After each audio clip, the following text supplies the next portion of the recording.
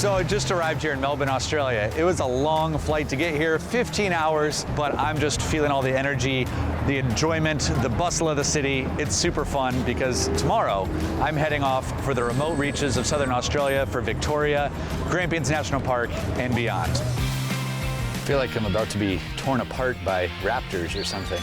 That's my kind of hiking. See how we go. All right. Are you ready for me to hop? Yeah, you hop. Hey, all right, we got this. Well, I see his furry little face. Okay, we're going for this. I'm Eric Hansen. When I see a trail, I see more than a path from point A to point B. A good trail is the ultimate opportunity to explore, to discover new landscapes, and to challenge myself. When I don't have a pack on my back, I'm thinking about my next big adventure, because my mission is simple. My mission is to discover the world's most epic trails.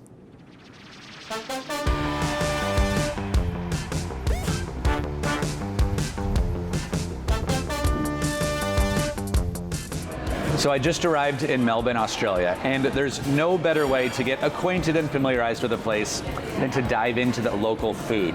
I have octopus tentacles, I've got emu here, and I've got some radicchio salad. What a good way to introduce myself to Australia. It's kind of amazing how the texture of these octopus tentacles even work. Look at that. Like eating space aliens, but good.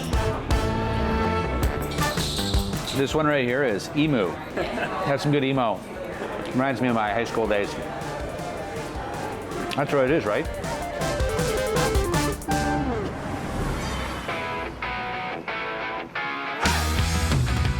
Melbourne lies at the far south of the Australian continent. It's a lively urban center with wonderful street art and incredible restaurants of all varieties. It's the cultural epicenter of Victoria and is Australia's second most populous city. But I must take in the bustling vibe of the city quickly, because I'm setting off for Grampians National Park, one of Victoria's premier hiking areas. So we've just arrived to Hall's Gap in the heart of the Grampians, and the first thing that we see is a whole field of kangaroo. And they're all just chilling, munching on the grass. There's a mama here with a joey in her pouch, and she's just scratching away, having a good time. It's pretty wild. This is pretty cool to see, like, this iconic Australian thing just right here in essentially a soccer pitch. The kangaroo don't seem to mind my presence. They're too busy eating lunch and enjoying the cool weather. But a day at the park won't stop a couple of the bigger males from participating in the time-honored tradition of seeing who's boss. Oh, they're boxing it out. All the way back. That's my grass. That's my grass.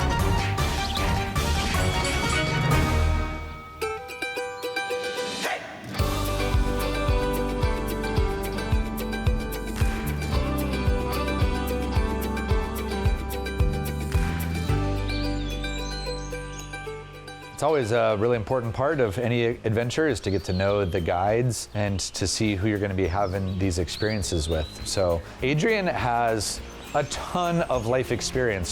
He'll be telling stories and be like, oh yeah, I was leading a trip in Nepal, or I was off in PNG. So it's just a wonderful thing to be able to go with somebody as quality and talented as Adrian.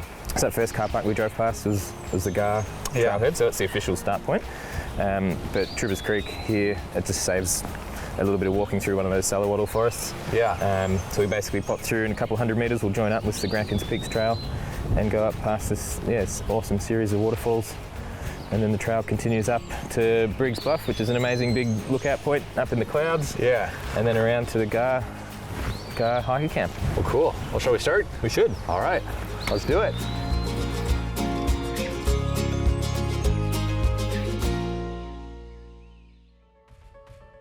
Epic Trails is brought to you by Visit Melbourne, Mystery Ranch, built for the mission, and Cotopaxi, gear for good.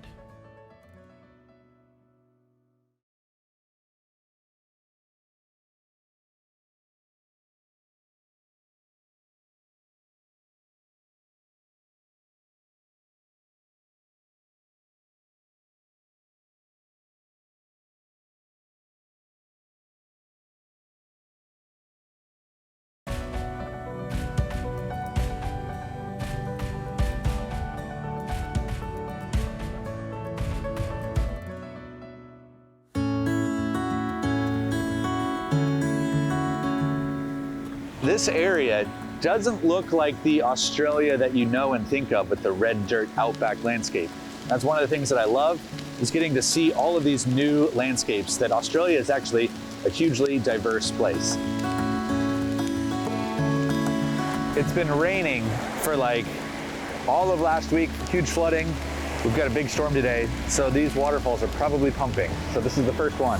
So officially this is waterfall number 0. Waterfall 0, not Yeah. even one. This one's not actually marked on the map, so it's sort of like the sneaky first one. Okay. And mainly, so these are all seasonal, only really flow either during spring, late winter, Yeah. when there's consistent rain. But usually this is just a little trickle on the side. To see this much water over this fall means that the 3 big ones are going to be Real nice. super nice. Oh yeah. What's this? So these are a boot cleaning station. Okay. One of the biodiversity kind of issues we've got is a pathogen called cinnamon fungus, or Phytophthora. Oh, it sounds delicious. Yeah, it sounds nice. But it's obviously not good, and it gets spread through soil and through spores like that. So Yeah. a lot of the main access points of the trail, we've got these boot cleaning stations, so you can scrub all the dirt off, and a little hand pump here that sprays an antifungal sort of chemical, just to make sure that we're not spreading things from one side to the other. Yeah. Doing my part. Keep that cinnamon fungus out of this park. The absolute benefit of all this rain is that these mountains are surging with water, and there are waterfalls here that would normally be dry, and they are pumping. So this is way more flow than normal. Yeah, so 9 months of the year, this is a sand pit. So is this waterfall 1? This is official number 1. Officially number 1. Wow.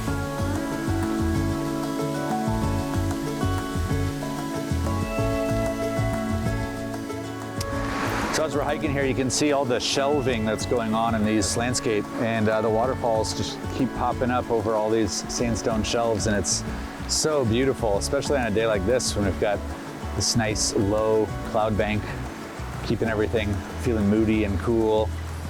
And yeah, it's just wild looking out here. I'm loving it.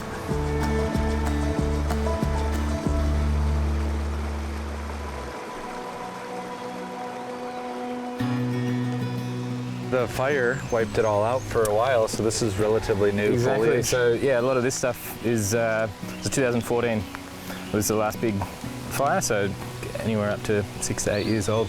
That's actually a pretty remarkable comeback. And it does. It's part of the reason why, you know, the classic Australian vegetation, there's a lot of understory and a lot of thick undergrowth, so it makes it, depending on where you are in the world or in the country, makes it quite difficult to be walking off paths and things like that. There's a lot of vegetation to get through. Yeah. Particularly with some of the this sort of stuff that's Very sharp. It's very sharp. Yeah. Yeah, everything's on the defensive here. Yes. And it's the sort of stuff, if you do need to, like if you're on a search team or something looking for people, you tend to take off your waterproof clothes and just sacrifice your skin. Otherwise, you'd just be replacing your jacket every time you go anywhere. Jeez, brutal. There's a big waterfall up there. There is. That's our last one. Should we go find it? We should. All right.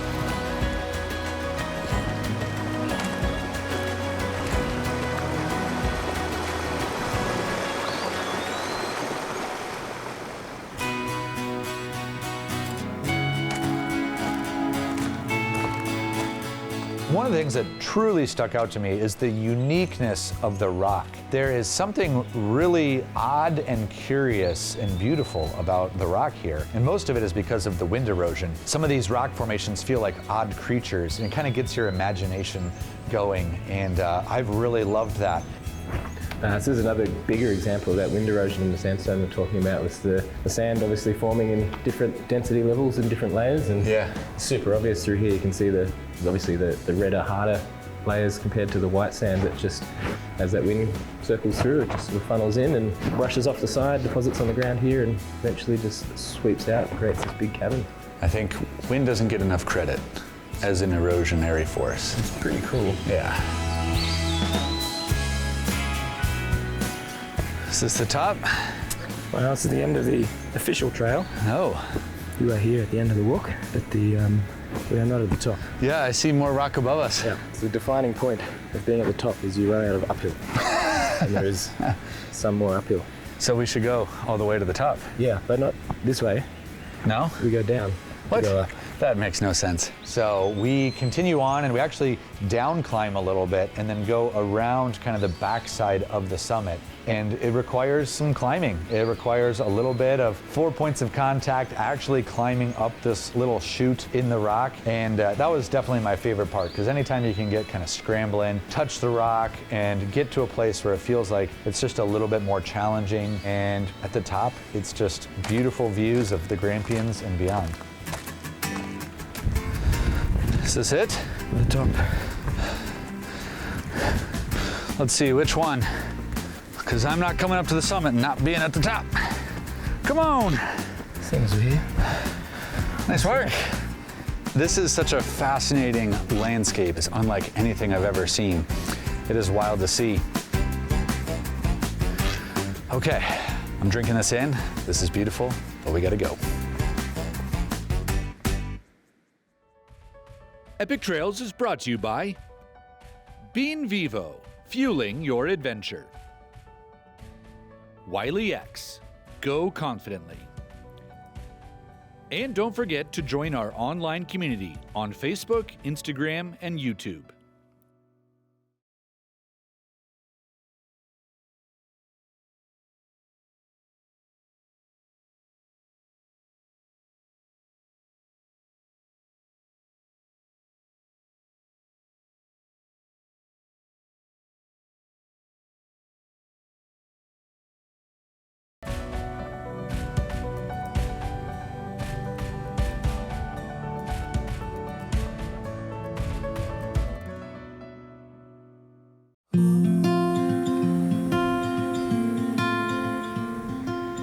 So we had a nice little break this afternoon with some rain, and we have made it to camp, which is not a typical traditional camp. I'm not setting up a tent tonight. I have a big, beautiful hut to stay in. We're gonna be cooking some food. We've got a communal space sharing the trail with some other hikers here. So just as this little passing cell comes through, I think we're gonna have a spectacular sunset and a lovely evening here in the mountains.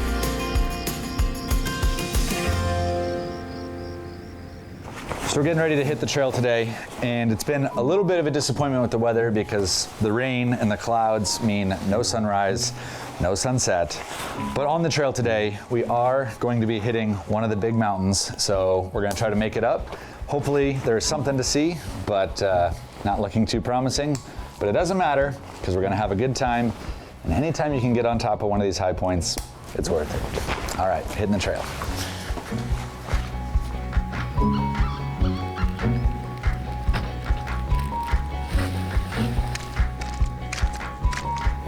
Yeah, it's interesting how the rock, all this moss and lichen comes out, and it's kind of slippery up here.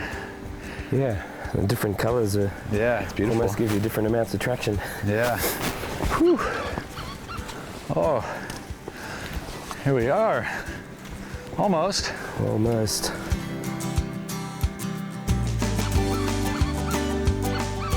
Woo! Nice. Oh, the view up here. It's amazing. So this is Gar? This is Gar, the pointed mountain. Yeah, so that's what that means. It does, yeah. So this is the main high point for this northern section of the trail. Yeah. There's another day's walk, or day and a half's walk down into Halls Gap. Yeah. And then there's, yeah, a few more big exciting peaks along the way. Oh, this is awesome. Well, good work. Yeah. Nicely done. To the summit. To the top, and now to get back down. That's the trick. Mm-hmm. All right. So we just left behind the Grampians area, and now we're on the coast, and it is much more tropical, kind of rainforesty feel. I'm meeting up with the guys from 12 Apostles Lodge Walk to go on a coastal trek here along one of the really famous, stunning routes along the coast. So Finn and I have just met up at the starting point. We're about to set off, and boy, is it some wild, rough weather out here. We're gonna see some amazing coastline, and I'm really excited for it.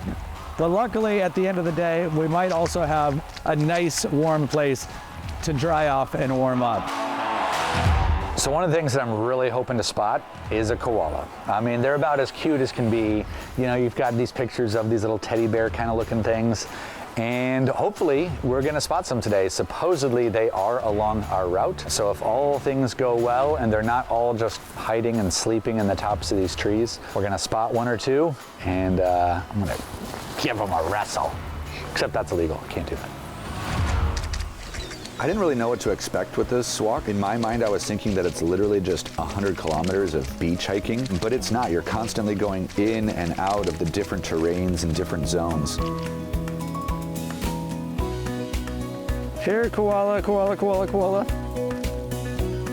We're looking for a koala that supposedly lives here in this gully. I'd be very excited to see one. Oh, yes, found it. What? Oh, We yeah. found it. Okay, you can see it. It's just hella hidden. Hella hidden. Just a few feet off the trail, lo and behold, is just this poor koala sitting in the rain, holding on for dear life as the trees just whipping around in the wind. Well, I see his furry little face.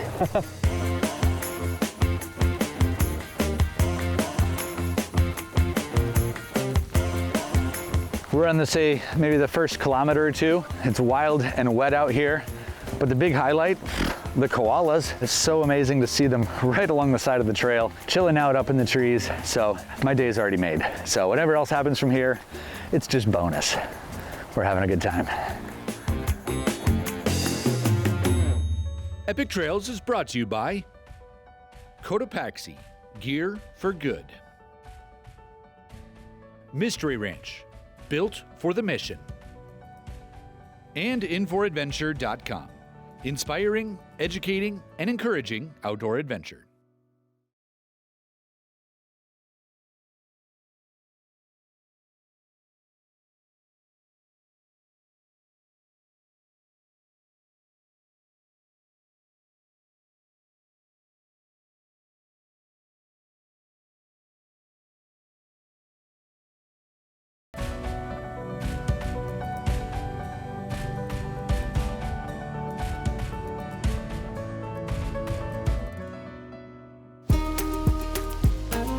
As Finn and I are hiking along, we finally emerge from this canopy of trees, and before me, in front of me, is the ocean.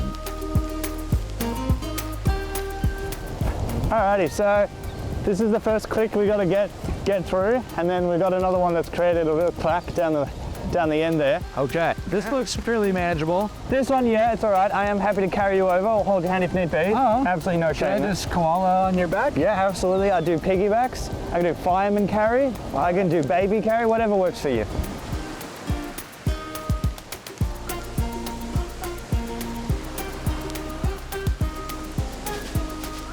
This is our second creek. I don't think we can jump this one. No?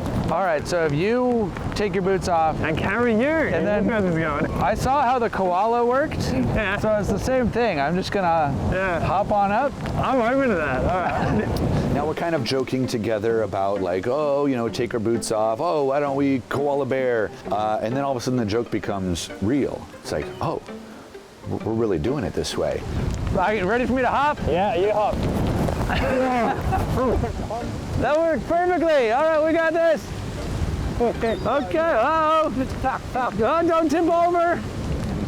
I didn't really factor in how soft the sand is, Woo! or I guess how soft Finn is. Crossing the river. Oh no! No! You did that on purpose. I knew it was a hole. Oh no! Oh, come on, mate. To be fair, Finn's punishment was walking the rest of the day with bare feet. My punishment was walking the rest of the day with buckets full of water in my shoes. Welcome to the lodge.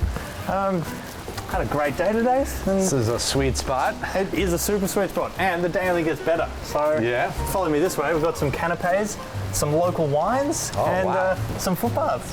That sounds like my style. Foot baths. Foot baths. I've never had a foot bath at the end of a trek.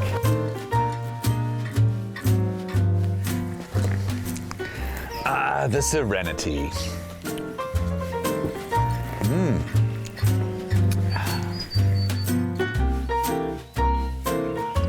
Cheers. Oh yeah. Good beautiful day. we've had a rough time finding clear weather windows. And as Finn was looking at his weather reports for our final day on the trail, which is the big reveal, a big important day here on the Great Ocean Walk, because you get the grand reveal of the 12 Apostles, this truly iconic Australian landscape here. There is showing a weather window of opportunity for a sunrise. So we wake up well before dawn in order to hit the trail to get our hiking in to position us in time for viewing the 12 Apostles at sunrise.